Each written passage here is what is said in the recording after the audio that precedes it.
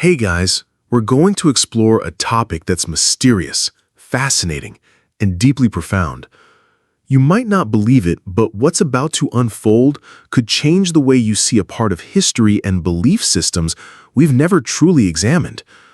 One small warning: you might not be able to see what you know the same way again. So before you get comfortable, take a moment to like the video and subscribe, but only if you genuinely enjoy what I do here. Comment your location and local time below. I love seeing where you're tuning in from and hearing your thoughts on this topic. Now relax and let's begin our journey of discovery together. Imagine a world where the sky was filled with the names of many gods, each with their own face, skin, and story. Gods who looked like the people they walked among. You would see their images carved into stone, painted on the walls of temples, standing tall in markets, in homes, even worn as charms around the necks of believers. In this world, no single god claimed all worship. Instead, the divine was a vast tapestry of colors, forms, and powers. But now, take that vision and imagine it being stripped thread by thread. Slowly, the faces fade, the names are lost, and the colors dim until all that remains is one image, one name, one story.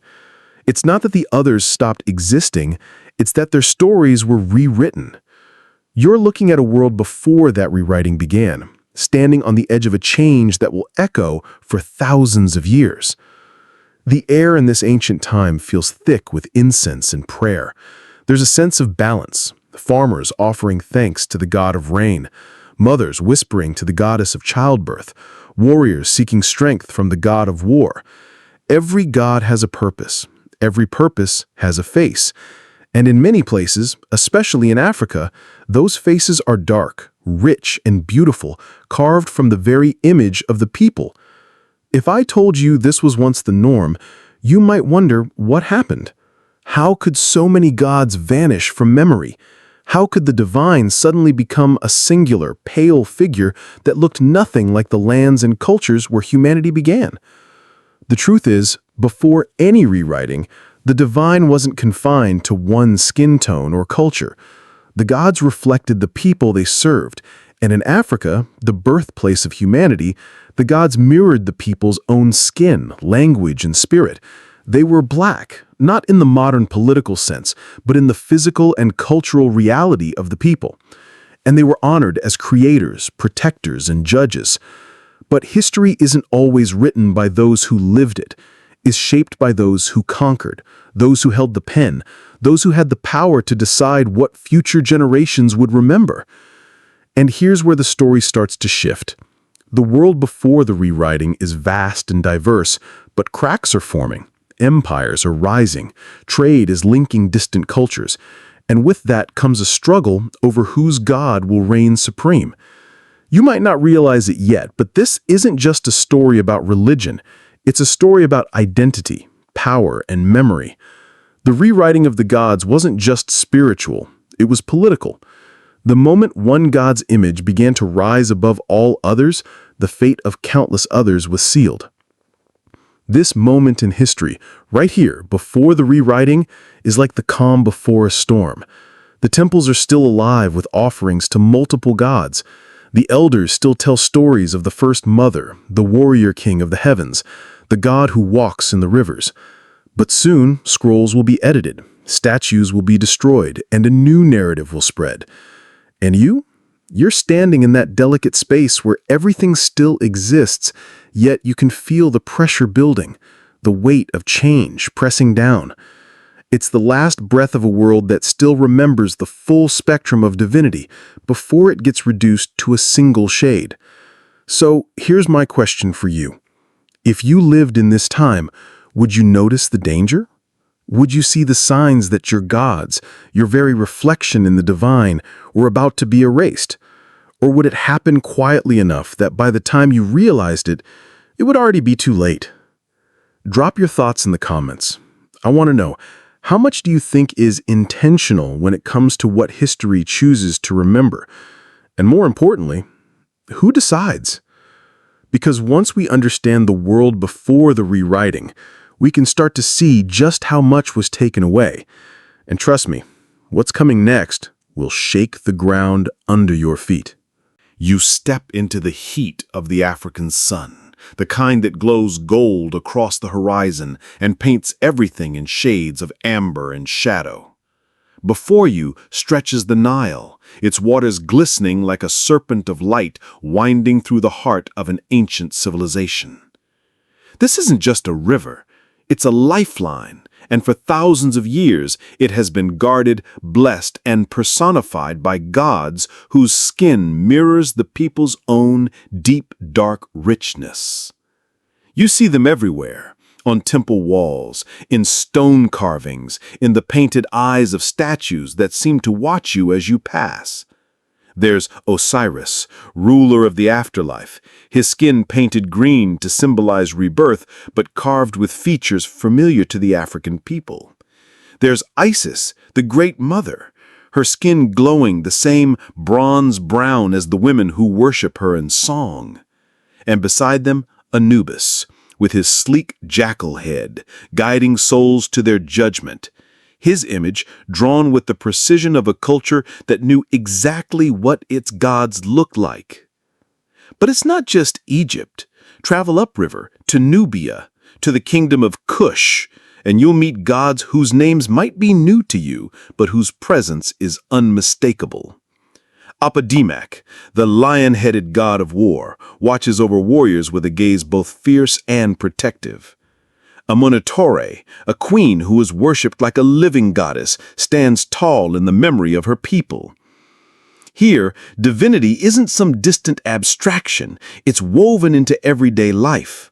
Farmers speak to gods for fertile fields, fishermen pray for safe waters, mothers thank the divine for every breath their children take. And in this world, there is no shame in seeing your gods look like you. In fact, it's expected. The divine takes the form of the people it loves and protects. When you kneel in prayer, you're not looking at a foreign face. You're looking at an ancestor, a reflection of your own dignity. That's what makes this moment in history so powerful and so dangerous. Because when gods carry your image, they carry your worth. And if someone wanted to strip you of power, the fastest way would be to strip your gods of their identity.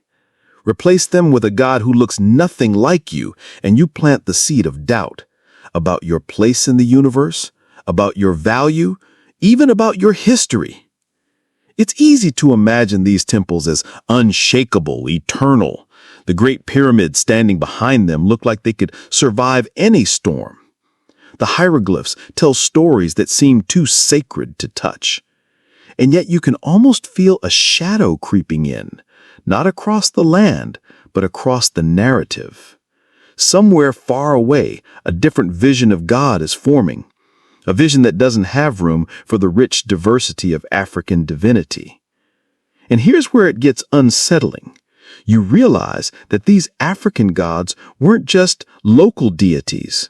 Their stories, symbols, and teachings traveled far beyond the Nile. Trade routes carried them into the Middle East, their myths blending with those of Sumer, Canaan, and even early Hebrew culture. There's evidence in the flood myths, in the mother and child iconography, in the symbolism of kings as divine sons. The spiritual DNA of Africa runs deep in the roots of world religion. But the problem with influence is that it can be rewritten. The lion god becomes a lion of Judah, stripped of his African form. The divine mother becomes a nameless wisdom, or is transformed into a minor supporting figure.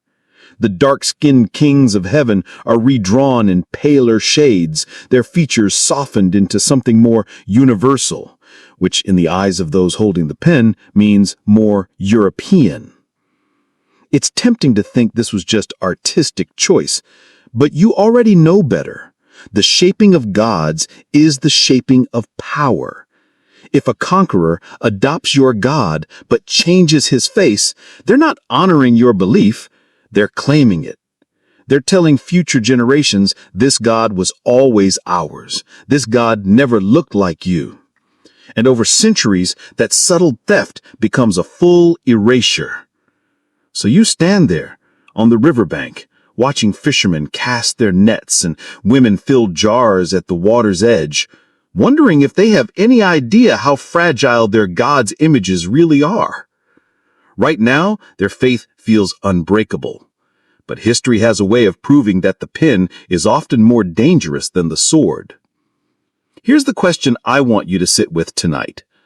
What would it do to a people if their gods, once a mirror of their beauty and strength, were replaced with someone else's reflection? Would they even notice the loss at first? Or would it take generations before they realized the divine image staring back at them was no longer their own?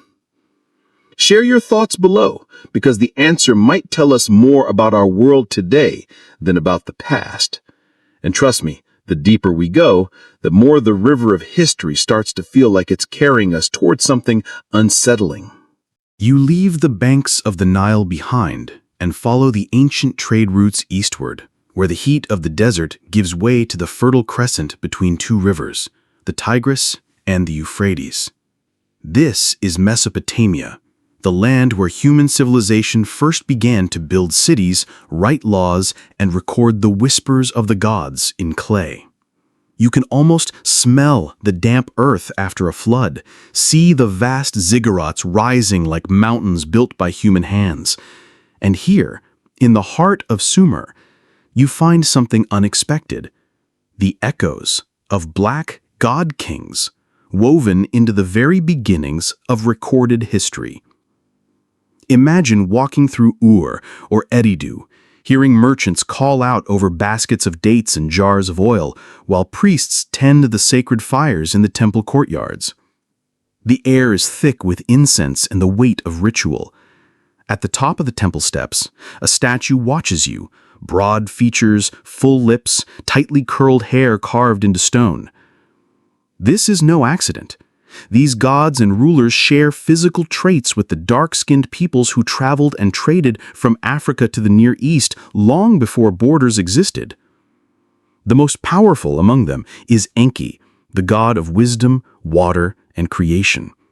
His myths speak of shaping humanity from clay, a clay that, if you're standing here under the sun, is the same rich brown-black earth you see all around.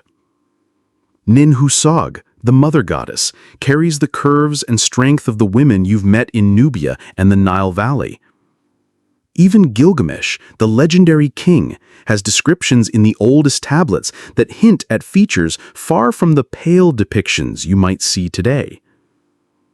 The connection between Africa and Sumer isn't a fantasy. It's written in trade records, genetic studies, and linguistic similarities.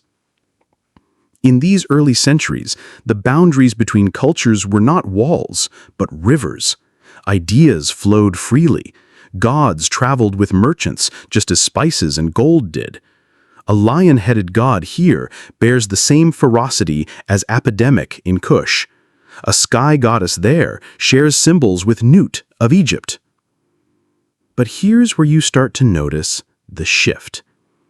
As new empires rise, Akkadian, Assyrian, Babylonian, the images of the gods begin to change. The darker features fade from the statues. Hair is straightened in the carvings. Skin tones grow lighter in the paintings. It's subtle at first, almost unnoticeable unless you've seen the earlier forms. But once you do, it's impossible to ignore. This isn't just about art. It's about rewriting the origin of power.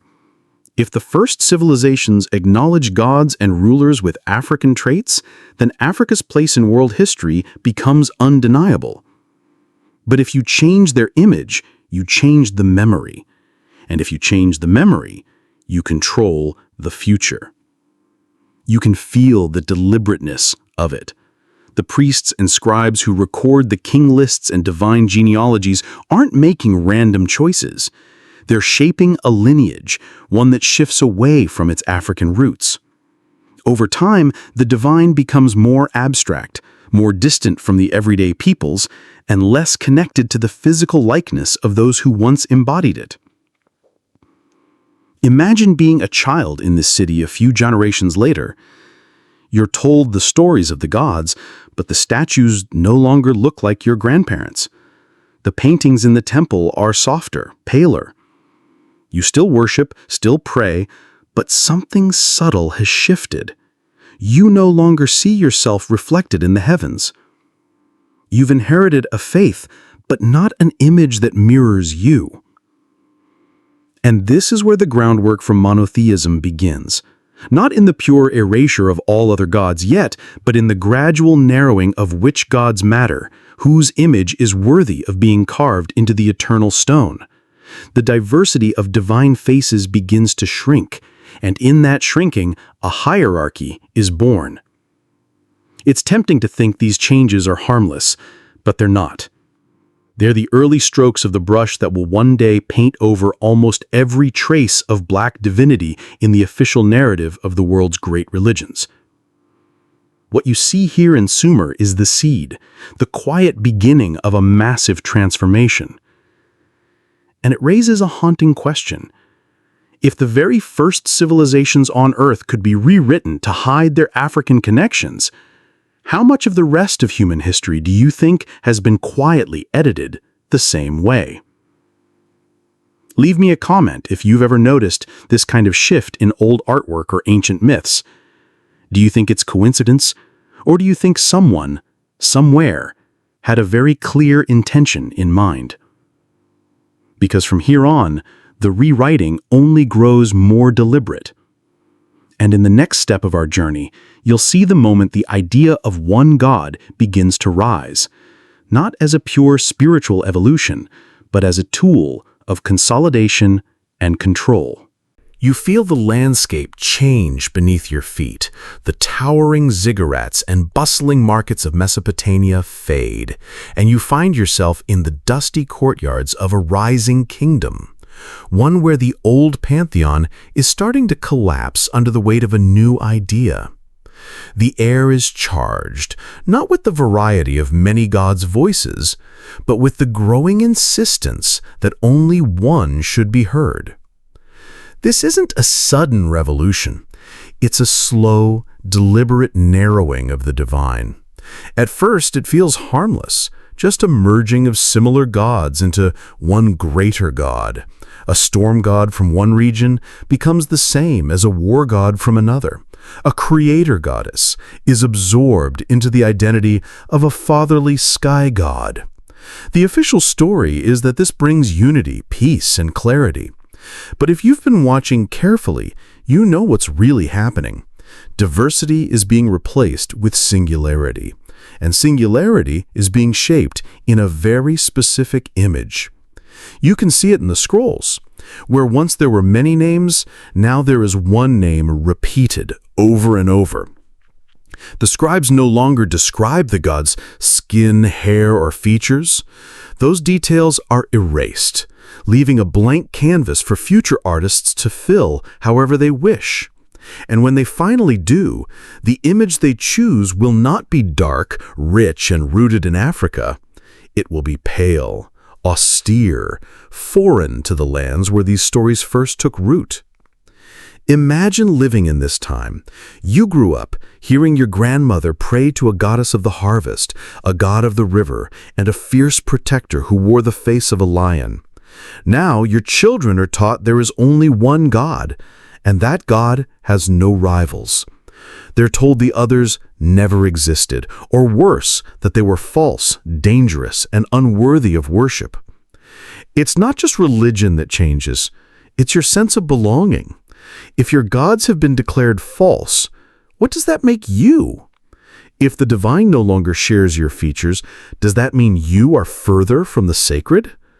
This is the silent power of the rewrite. It doesn't just change the stories, it changes the people who tell them. Somewhere in the hills, you hear whispers of a name, Yahweh. This God is different, you're told. He is the only one who truly is. He is not like the gods of Egypt, Nubia, or Sumer. He is above them all. At first, Yahweh is tied to a specific people and land, but over time, the vision expands. His worshippers begin to claim that their God is not just theirs, but the only real God for all humanity. And with that claim comes a subtle yet devastating consequence. To believe in this God fully, you must reject the others completely. That means turning your back on the gods of your ancestors, the ones who carried your reflection, your history, and your dignity. You can feel the psychological weight of this moment. It's not just about faith, it's about allegiance. The choice you face isn't between two spiritual paths, it's between holding on to your heritage or embracing the new order. And the new order is relentless. It comes with scribes rewriting old myths into the new God's narrative. It comes with temples converted to his worship. It comes with the destruction of statues that once stood for centuries. In this reshaping, the God's image becomes more important than ever. But here's the twist. In the early years, Yahweh is invisible, without a carved form. On the surface, this seems like equality. No one can project their own features onto him. But in reality, this absence of an official image leaves a dangerous gap. And history shows that gaps never stay empty. Someone will fill it. And when they do, they will choose an image that serves their power, not yours. Think about it. If you can replace many gods with one, and then shape that one into your likeness, you have the ultimate control, not just over faith, but over identity itself. Because in the human mind, the image of God becomes the ideal form of humanity. If God looks like you are closer to perfection. If God doesn't look like you are further from it. That's the unspoken truth no one tells the converts.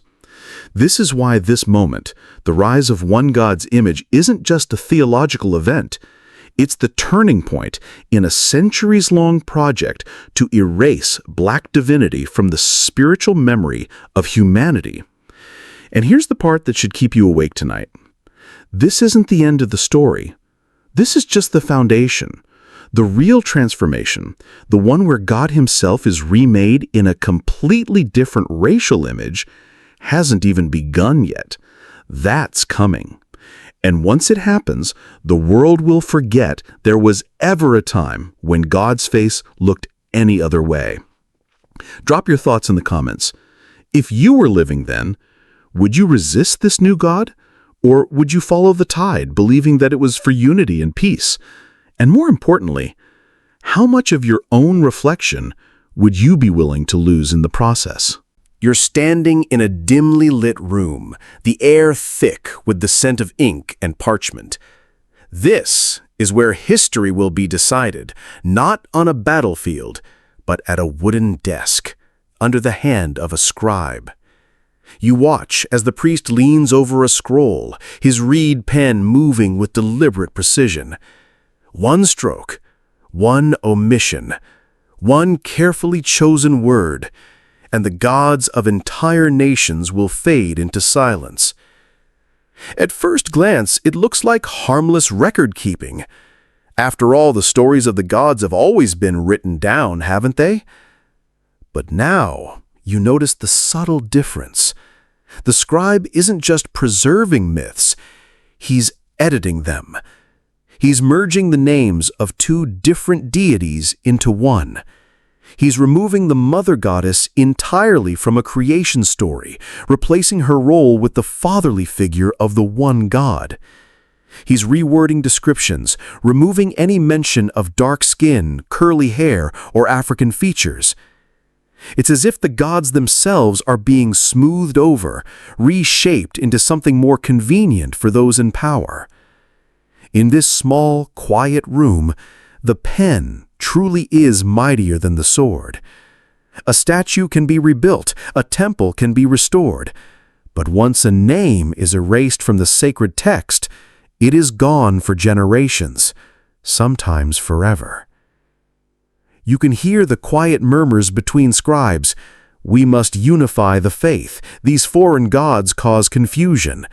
Let us honor the one true image. But you know that unification is just another word for control. and control begins with language. Think about it. If a god's name is written in fewer and fewer stories, the children will stop hearing it.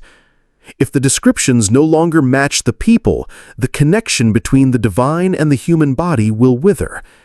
If the original myths are corrected to match the theology of the day, the past becomes a stranger to itself. The manipulation isn't just in what is removed, it's also in what is added. A warrior god who once protected an African people now becomes an enemy in the new texts. A goddess who gave life becomes a symbol of dangerous seduction. Dark skin, once associated with fertility and life in the river valleys, is rebranded as a curse or a sign of servitude. And because it's written in the sacred scrolls, believers will accept it without question. You begin to see the larger strategy. By controlling the pen, the priesthood can rewrite the genealogy of the gods, placing the new god at the top of the divine hierarchy, claiming he has always been supreme. They can merge local deities into his identity, stripping them of their independence, until every prayer, every sacrifice, every temple belongs to him alone. And the beauty or the horror of this method is that it doesn't feel like an attack. The people aren't told they're losing their gods, they're told their gods are being honored by becoming part of the one true God's story. By the time they realize the original names and faces are gone, the transformation is complete. You can almost feel the psychological shift happening in the streets outside. Worshippers bring offerings, but they now use the new name in their prayers. The old hymns are reworded. The temple art is repainted with paler tones. Statues are quietly altered just enough to change the features without making the changes obvious. And here's the chilling part. The people trust the scribes. They believe the priests are simply preserving tradition. They don't see the tradition as being reshaped in real time. They don't notice that the image of God is becoming less like them with every passing generation. This is why I always tell people, don't just ask what's in a sacred text, ask what's missing. Ask who wrote it.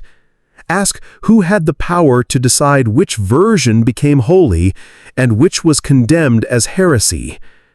Because the pen in the priest's hand isn't just writing scripture, it's rewriting the very memory of humanity. So let me ask you, if you found yourself holding that pen, would you write what you were told, or would you risk your life to preserve the truth?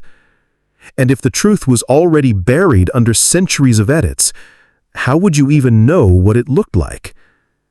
Leave your answer below, because the deeper we go into this story, the more you'll see that the erasure wasn't an accident. It was a masterpiece of manipulation, and it was only just beginning. You feel the warm desert wind on your face as you step into a temple courtyard, not a place of battle, but a place of birth, fertility, and creation. The air smells faintly of myrrh and flowers, carried from the offerings laid out at the feet of a statue. She is the Great Mother, the womb of creation, the bringer of life. Her curves are generous, her features strong, her skin the deep bronze of the people she nurtures. For centuries, her presence has been unquestioned. Without her, the balance of the divine collapses. And yet, you can sense it, the danger that swirls around her name. In the age of one God, there is no room for the Mother's throne. The scribes and priests have already begun their work. In the new stories, she is absent from creation. In some, she doesn't exist at all. In others, she is recast as a secondary figure, stripped of her power, remembered only as woman or wife, never as a goddess in her own right. It's not just erasure, it's replacement. Where she once stood as the source of all life, now a male god claims her creative power. The divine womb becomes the divine word, spoken not by her, but by him. Fertility is no longer a sacred feminine gift. It is granted or withheld at the command of the Father. Imagine how it feels for the women in the temple. They've prayed to her since childhood, whispered her name in the dark while giving birth, called upon her during sickness and loss. Now they are told their prayers should go to someone else. They're told that the mother they love was never truly divine, that she was just a part of the old ways, ways that must be abandoned for the truth. In the paintings, her dark skin lightens. Her powerful body grows smaller, softer, until she is no longer a sovereign goddess, but a shadow standing beside the male figure. Sometimes she is renamed. Sometimes her story is given to another. And sometimes she is transformed into something entirely different, a temptress, a deceiver, a danger to man's purity. The same lips that once spoke creation into being are now accused of leading humanity astray. You've seen this before in other cultures. In Sumer, Ninhursag becomes a footnote. In Egypt, Hathor's power is swallowed by the myths of the male gods. In Canaan, Asherah is scrubbed from the sacred scrolls, her name carved out of stone inscriptions, her poles torn down. Always the same pattern. Honor her, then diminish her, then erase her. And here's the part that cuts the deepest. When you erase the divine mother, you also erase the sacred connection between the human mother and the image of God. Women lose their reflection in the heavens. Birth, creation, and nurturing, the most human and universal acts, become detached from their divine roots.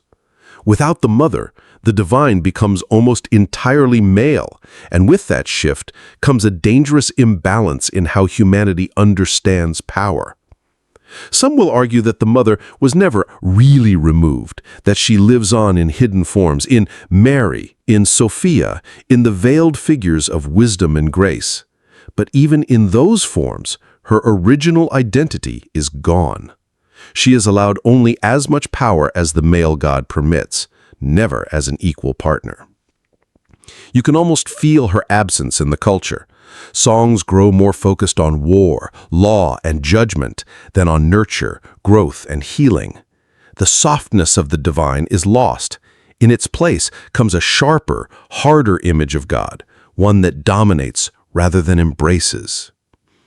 And yet, even as the mother's official image fades, her presence lingers in the shadows, in the whispers of midwives, in the carvings hidden on the underside of temple stones, in the lullabies that mothers sing to their children at night, using names they no longer dare speak in public. Here's the truth they don't want you to see. The Divine Mother was not just a myth. She was a mirror, a reminder that women carry the same sacred force as any king or priest. And removing her from the story wasn't an accident, it was a strategy. Because when you remove the mother, you weaken half of humanity's connection to the divine. So let me ask you, how different do you think our world would be if the Divine Mother's image had never been erased? Would our understanding of God, of power, of each other be the same? Or would the balance between creation and command look entirely different? Drop your thoughts below, because in the next step, you'll see how the erasure didn't stop with goddesses. It extended to every black image of divinity, twisting it into something unrecognizable. You're standing in a cool, shadowed hall, the walls covered in painted scenes of gods, kings, and spirits. At first glance, the images seem familiar, divine figures with crowns, staffs, and halos of light. But as you step closer, you notice something is wrong. The skin tones are lighter than they should be. The strong, broad noses have been thinned. The coiled hair has been straightened into smooth waves. This is not the face of the original gods. This is the face after the rewrite. Once, across Africa and beyond, black divinity was the norm. Dark skin was a sign of blessing. The richness of the earth, the strength of the sun, the life-giving waters of the Nile. Gods mirrored the people they ruled over because the divine was understood to live among them, not above them. But now, that image is being rebranded. You begin to see a pattern that's impossible to unsee. Statues of African gods are recast as villains in the new religion's texts, either as idols to be smashed or demons to be feared. The protective lion-headed deity becomes a beast of destruction. The wise serpent becomes a symbol of evil. The dark-skinned ruler of the heavens becomes a rebel angel, cast out forever. It's not just theological, it's psychological. When you tell a people that their gods are dangerous, you teach them that their own image is dangerous. When you make their divine figures into the enemy, you train them to distrust their own heritage. Over generations, they will begin to see the pale God as savior and the dark God as threat. You can see it most clearly in the art. The same features that once crowned kings are now drawn onto slaves, servants, or background figures in religious paintings. Blackness is no longer divine, it is other, and other is always less than. This transformation didn't happen overnight. It creeped in through story, song, and symbol. A scroll changes a god's name to something foreign. A new hymn warns against worshiping false idols. A temple mural quietly replaces dark pigments with lighter ones. No single act is enough to cause outrage, but together they reshape the entire imagination of a culture. It's easy to underestimate the power of this change until you stand here, looking into the altered eyes of a God who no longer resembles the people who once loved him. You realize that this isn't just art, it's identity warfare. The battlefield isn't soil or stone, it's memory. And here's the part that cuts deep. Once the image changes, the memory changes with it. A child born into this new religious order will never know that the God they now fear once looked like them. They will never see the paintings of their ancestors' gods as holy. They will see them as pagan or evil. The link between their own skin and the image of the divine will be broken before they know it existed. This is why the manipulation of divine imagery is so dangerous. It doesn't just change the past, it locks the future into a lie. By redefining black divinity as other, those in power not only erase history, they rewrite the boundaries of who can be sacred. You can almost hear the echoes of this in the present day. Think about the images of saints, angels, and holy figures you've seen in churches and art galleries. How many of them look like they came from Africa, despite the fact that so many biblical events took place in African and Middle Eastern lands? How many dark-skinned figures have you seen portrayed as central, holy, and powerful, and how many more have been sidelined or villainized? So here's the question I want you to wrestle with. If the divine image has been so carefully manipulated, what else in the story do you think has been changed? And if reclaiming the truth means restoring the original face of the gods, are we ready for the resistance that will come with it? Share your thoughts below, because the next stage of this rewrite didn't just alter paintings or statues. It spread through empires, armies, and missionaries, ensuring that no corner of the known world would escape the new image of God. The air smells of dust and iron as you walk through a city under the shadow of an empire. Soldiers in foreign armor patrol the streets, their boots loud against the stone. The banners hanging from the walls don't bear the symbols of the local gods. They bear the crest of a distant ruler. And behind the armies comes something even more powerful than swords: missionaries, priests, and the promise of one God above all others. This is conquest, not just of land, but of belief. The empires understand a truth as old as war itself. If you can make a conquered people kneel to your God, they will kneel to your laws as well. And so temples to ancestral gods are either destroyed or converted. The idols that once stood at the heart of a community are smashed, melted down, or quietly stored away, never to be seen again. But the real power isn't in destruction, it's in replacement.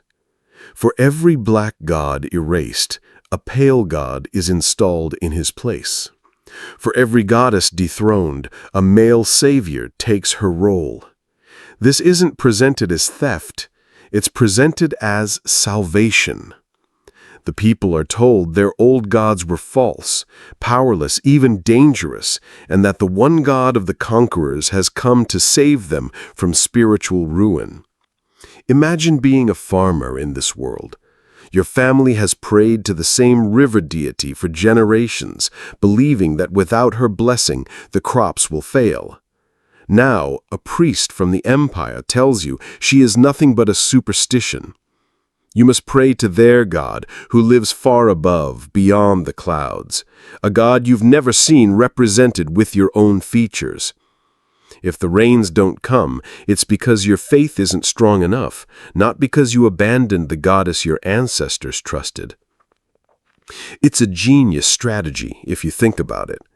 By tying the survival of your soul to the worship of their God, they make resistance feel like rebellion against the universe itself. And because the image of that God is shaped to match the rulers, it becomes impossible to separate loyalty to the divine from loyalty to the empire. Over time, the process becomes so thorough that the people begin to police themselves. They remove their own idols. They teach their children the empire's God as if he had always been theirs. They even look at their own skin and wonder if it can ever be holy, because the God they now worship doesn't look like them. The damage isn't just spiritual, it's cultural. Songs, proverbs, and festivals that once celebrated local gods are either erased or rebranded. Ancient names are forgotten. Languages shift to fit the words of the conqueror's faith.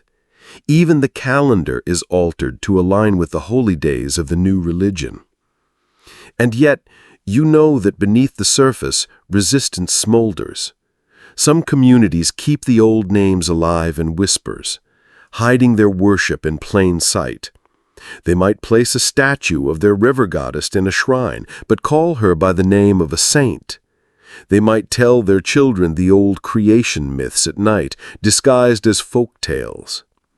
The faith doesn't vanish, it goes underground. But for most, the transformation is complete. The empire moves on to its next conquest, leaving behind a land where the old gods have been not only toppled, but replaced, rewritten into the new gods' mythology as defeated enemies or lesser beings. You can see now how the erasure of black divinity isn't just the result of historical accidents. It's a deliberate strategy tied to political control. And with each conquest, the single god's image spreads further, carried by armies and sealed into the minds of every generation that follows. Here's what I want you to consider. If an empire can take your God and replace him with theirs, what else can they take from you without you noticing? And if they could reshape the face of God to match their own, how far would they go to reshape your entire sense of who you are? Leave your thoughts in the comments, because in the next part of our journey, we'll see how this transformation reaches its most startling form. The complete whitewashing of a figure who was born among dark-skinned people, yet came to be worshipped worldwide with a face that looks nothing like his own. You're standing in a small village in the eastern Mediterranean, the streets narrow and filled with the smells of bread baking in clay ovens. The people here have skin kissed deep by the sun, hair dark and textured, eyes shaped by centuries of African and Middle Eastern ancestry. This is the land where one of the most famous figures in human history was born, Jesus. You look around and realize something obvious. In this part of the world, pale skin and light hair are rare. The fishermen, shepherds, and carpenters who fill these streets all bear the tones and features of people from Africa and the Levant. If Jesus was truly born here, to a mother from this community, he would have shared those same features. But the image you've seen all your life, the Jesus painted in church windows, the one hanging in homes, the one smiling softly from religious tracts, looks nothing like the man who would have walked these dusty streets. His skin is pale, his hair is long and light brown, sometimes even blonde. His eyes are blue. He looks more like he's from Northern Europe than from Nazareth. This transformation wasn't an accident. It was the final, decisive stroke in the long project of replacing black and brown divinity with a white image of God. The earliest depictions of Jesus, found in the catacombs and early churches, show him with darker skin and tightly curled hair. But as Christianity spread into Europe, the artists of the empire began to repaint him in their own image. By the Middle Ages, the white Jesus had become the standard, not because history demanded it, but because power did. You see, a God who looks like the rulers becomes the ultimate symbol of their authority. If Jesus is white, then whiteness is closer to godliness. If Jesus is European, then European culture is the natural heir to divine truth. This subtle shift reorders the hierarchy of humanity, not in the name of theology, but in the name of empire. Imagine the psychological impact. A child growing up in Africa, Asia, or the Middle East looks at a picture of Jesus and sees a man who looks nothing like their father, their mother, or themselves. Over time, they begin to associate holiness with foreign features. Without realizing it, they internalize the idea that the divine is something outside of them, something they can only approach, never truly embody. And the irony?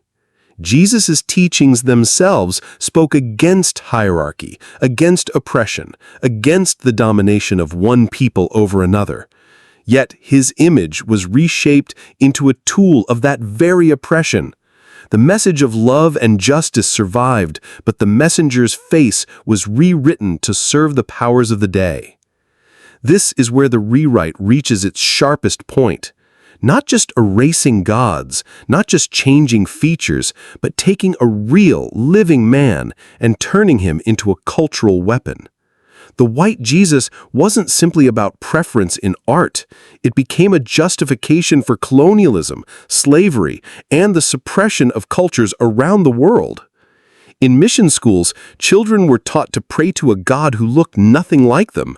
In colonized lands, churches displayed white crucifixes as proof that the colonizers' way was the true way. Even in modern media, the persistence of this image reinforces the old message. To be close to God is to be close to this image. And here's the heartbreaking part. You can feel how effective it's been. Ask most people today what Jesus looked like, and they will describe the whitewashed version without hesitation.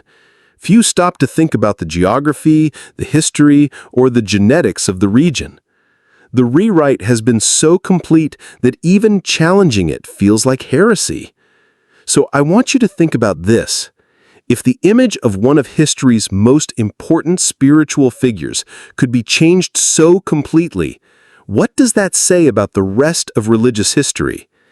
And if we were to restore the true image of Jesus, dark-skinned, Middle Eastern, shaped by African roots, how would that change the way billions of people see themselves in relation to God? Drop your thoughts below, because once you see how far the rewrite has gone, the next question is inevitable. What happens to a culture that grows up completely disconnected from its own divine reflection? You walk into a small village square, centuries after the last temple to the old gods was torn down. The people here are gathered around a priest who is reading from a book in a language few of them understand. They listen intently, nodding at his words, but if you ask them about the gods of their ancestors, they would stare at you blankly. Those names? those faces, those stories, they are gone. This is cultural amnesia, and it's deeper than simply forgetting. It's the loss of memory caused by generations being taught a version of history that has been stripped of their own reflection. When the divine has been presented in a foreign image for long enough, you stop questioning it. You grow up believing it has always been this way. Look closely, and you'll see it in their art. The walls of their churches are filled with paintings of pale saints, pale angels, and a pale God. The old carvings of dark-skinned deities have been chipped away, their features unrecognizable. The songs they sing are translations of foreign hymns, their rhythms borrowed from distant lands. The local stories that once wove their gods into the fabric of daily life have been replaced by imported parables that no longer feel rooted in the soil beneath their feet. Over time, this amnesia becomes self-sustaining. Parents pass it down to children without realizing it. They tell them that the gods of their grandparents were wrong or primitive, that the only true God is the one in the book, never mind that his image has been shaped to match a different people's likeness. The effects go beyond religion. When you no longer see your own image in the divine, you begin to question your place in the world. If God doesn't look like you, maybe you're further from holiness. If history's greatest leaders, prophets, and saviors are always depicted with foreign faces, maybe greatness is something that happens elsewhere, to other people. You notice it in the way the children play. When they pretend to be kings, queens, or heroes, they mimic the features they've been shown in sacred art. The dark skin they see in the mirror doesn't appear in their imagined royalty or sainthood. It's absent from the only models they've been given. Without even knowing it, they've internalized the idea that holiness and authority come dressed in someone else's skin. And when a rare old carving or story does survive, it's often misunderstood. A fertility goddess becomes just a fertility idol, stripped of her divine status. A river god becomes a local legend, not a being worthy of worship. The reverence that once surrounded them has been replaced by curiosity at best, disdain at worst. The saddest part? For many, this amnesia feels like truth. If you told them their ancestors once saw God in their own image, they would laugh or feel uncomfortable. Not because the idea is untrue, but because it's unthinkable after centuries of being told otherwise. The rewrite has done its work so well that even those most harmed by it will defend it. This is why cultural amnesia is so dangerous. It makes restoration seem unnecessary. It convinces people that there's nothing to reclaim. And that's exactly what the powers behind the rewrite wanted. A population that doesn't just forget its divine heritage, but believes it never existed in the first place.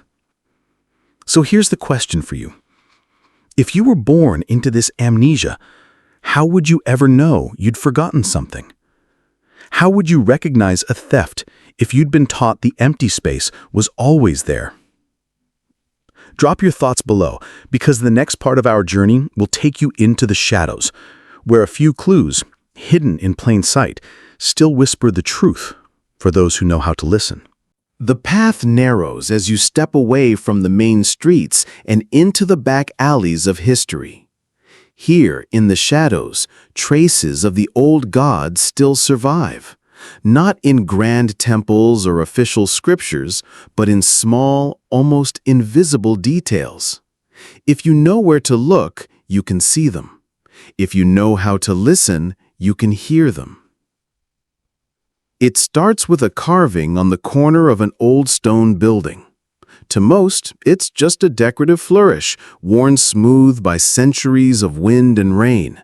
But you notice the shape of a lion's head, the same symbol once used for a black war god in Nubia. The carving is small, hidden at knee level, as if meant to survive by being overlooked. In a market stall, you find a woven cloth embroidered with patterns that match the symbols of an ancient river goddess, though the vendor swears they're just pretty designs. On a wooden door, there's a sunburst motif that echoes the crown of an African king god once worshipped along the Upper Nile. The stories are still here too, but disguised. An old woman tells children a bedtime tale about a man who walks on water to save his people from a flood. She calls him a hero, not a god, but the details match the myths of an ancient deity erased from the official record. A festival to honor the harvest still follows the same rituals that once belonged to a fertility goddess, except now the prayers are directed to a Christian saint with a suspiciously similar name. This is the quiet rebellion of memory. Even in the face of erasure, fragments slip through the cracks. Sometimes they survive because the conquerors never recognized their meaning. Sometimes they survive because the people learned how to hide them in plain sight. You begin to see how symbols travel through time like seeds carried on the wind. The cross in a village church might have been carved from a tree once sacred to an African god. The song sung at a baptism might carry the rhythm of a much older chant. The same shapes, the same patterns, the same movements of the hands, they survive, even when the official story says they don't. But here's the bittersweet truth. Survival in fragments comes at a cost. Without the full story, these symbols lose their depth. A crown becomes just a pattern. A ritual becomes just a tradition. The connection to black divinity, the understanding that these were once the faces of the gods, is gone for most who keep them alive.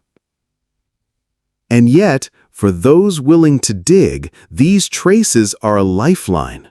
They prove that the rewrite was never total, that something of the original truth still breathes beneath the surface.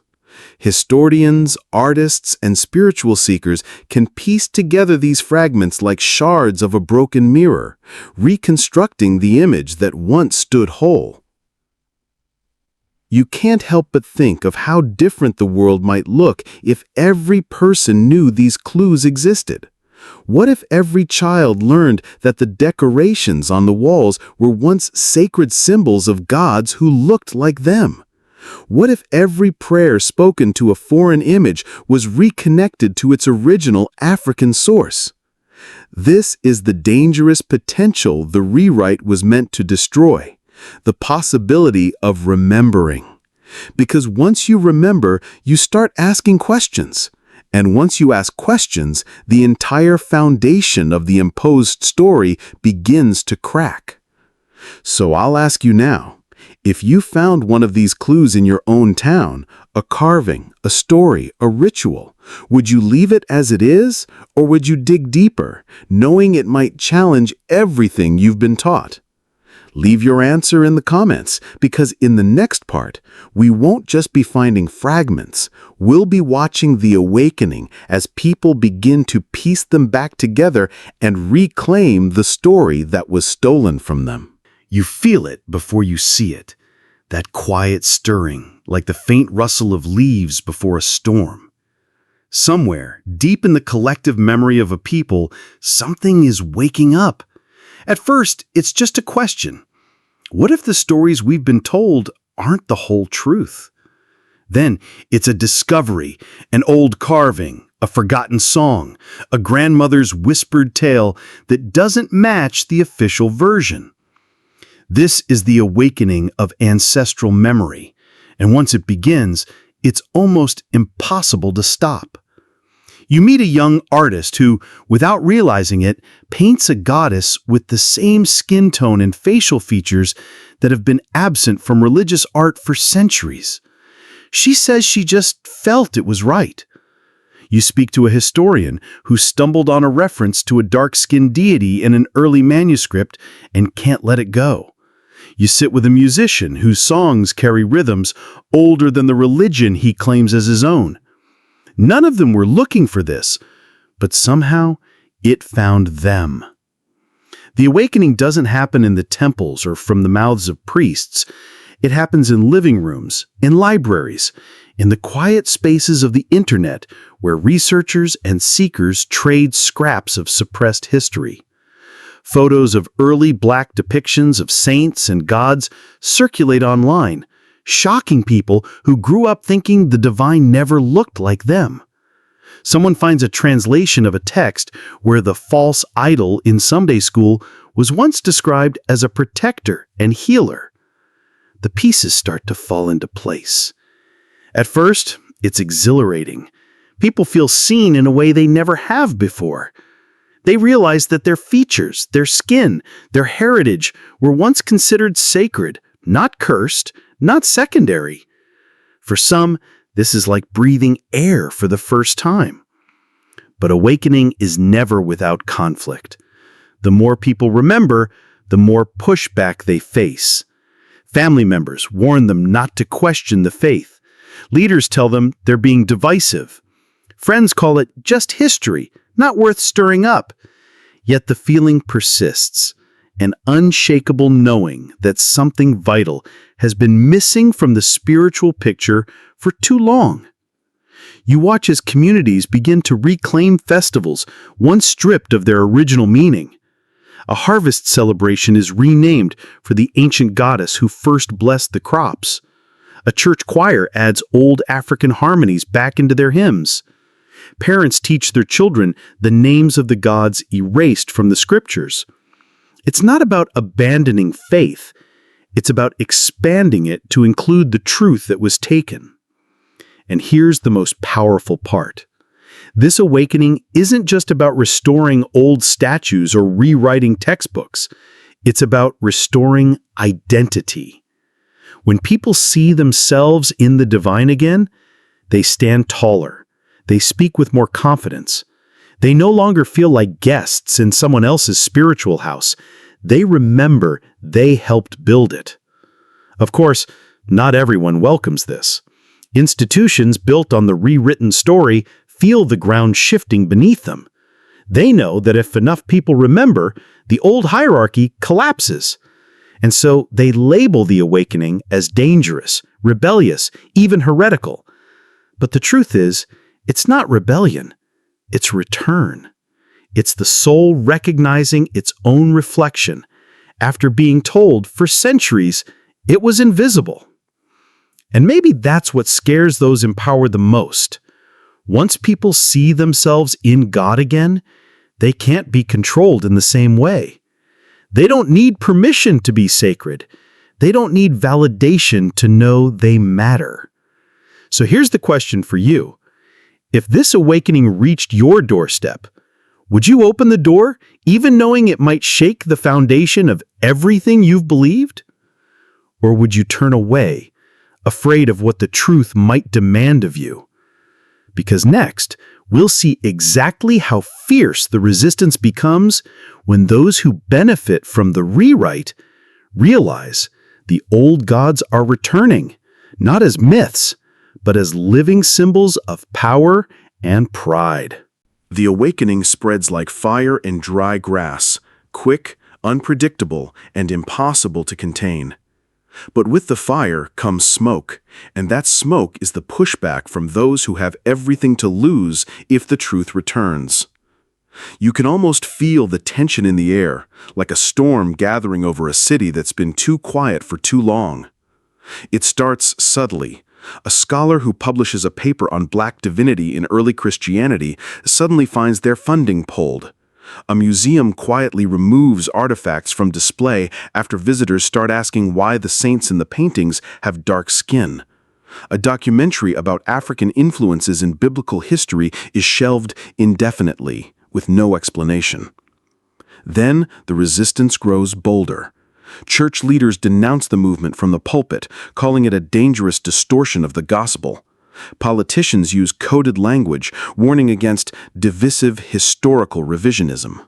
Social media floods with voices insisting that skin color doesn't matter, while defending the very images that have made it matter for centuries.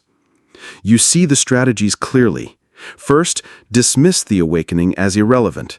It's just history. It doesn't affect your faith. If that fails, shame the people involved. You're making it about race instead of God. And if that fails, attack outright. This is heresy, and those who believe it are enemies of the truth. But here's the thing. The more they push back, the more they confirm that there's something worth hiding. People begin to notice the pattern. Why is the idea of a dark-skinned Jesus so threatening? Why is the restoration of erased black gods treated like a threat instead of a celebration? Why, if the truth doesn't matter, does it cause so much fear? The answer is old as empire: control. The rewrite wasn't just about changing art. It was about shaping a world where divine power could be claimed by one image, one culture, one system of authority. If that monopoly is broken, the illusion of their supremacy cracks with it. And the resistance isn't just institutional, it's personal. Some people, even of African descent, feel deeply uncomfortable with the awakening. Centuries of conditioning have made them see holiness as something that looks other. To admit that God could look like them feels like breaking an unspoken rule. For some, it feels safer to cling to the familiar, even if the familiar was built on a lie. You watch debates spill out in living rooms, on street corners, and across online forums. One side demands restoration, the other warns of chaos. But beneath the arguments, something deeper is happening. People are starting to see the rewrite for what it is. And once you see it, you can't unsee it. That's the real danger for those who want to keep the old story in place. It's not just that the truth might be remembered, it's that people might realize they've been lied to on purpose. And when that realization hits, it doesn't just change their view of God, it changes their view of history, of authority, of who has the right to tell the story of humanity. The pushback will be fierce, and it will be clever. It will come wrapped in tradition, faith, and appeals to unity. But the awakening has something stronger: the pull of identity restored. People who see themselves in the divine won't give that vision up again, not without a fight. So here's the question for you. If you knew speaking the truth would cost you friends, opportunities, even safety, would you still tell it? Would you risk everything to restore the face of God that was stolen from your history? Because in the next part, we're going to step into the heart of that restoration and watch as the erased image of the black gods is brought back into the light for all to see. You're standing in a crowded hall, the air electric with anticipation. On the walls hang enormous banners, not of a pale, distant god, but of faces carved and painted in the deep tones of the earth. Dark skin glows under golden crowns. Eyes as bright as sunrise stare back at the gathering crowd. These are the images the rewrite tried to bury, and now they're returning. The restoration begins quietly, almost humbly. A small group of artists and historians start working together, piecing together fragments from old manuscripts, oral histories, and surviving artifacts. They reconstruct the faces of the black gods: Osiris with his rich brown skin, Hathor crowned with the horns of the sacred cow, Apedemak roaring in gold, Yahweh depicted as the desert elder he would have been, and Jesus with the features of a first-century Middle Eastern man. At first, these images circulate only in niche communities, passed around in lectures, printed in small-run books, or shared in online groups dedicated to truth-seeking. But something in them resonates, deeply and instantly. People who have never seen themselves in the divine suddenly feel an unshakable connection. They print the images. They hang them in their homes. They bring them to churches, temples, and community centers. You watch as the shift begins. Children who grow up seeing these restored images stand taller. They talk about God with a different kind of intimacy, not as a distant ruler, but as someone who shares their reflection. Elders weep quietly as they see the faces they've always known in their hearts brought into the open. The restoration isn't only visual, it's cultural. Ancient hymns are revived, sung in the original languages. Rituals are reclaimed, stripped of the colonial edits that once masked their origins. Festivals are realigned with the cycles of the sun and moon, just as they were in the days when black gods ruled the spiritual imagination. The sacred stories are told again, not as myths of a dead past, but as living connections between people and their history. And it's not just about reclaiming for one group, it's about correcting the entire human story. The restoration reveals that African and African-descended peoples weren't just included in ancient spirituality, they were central to it. Their gods shaped civilizations from the Nile to the Euphrates, from the highlands of Ethiopia to the coasts of West Africa. To erase them was to erase the root of humanity's spiritual tree.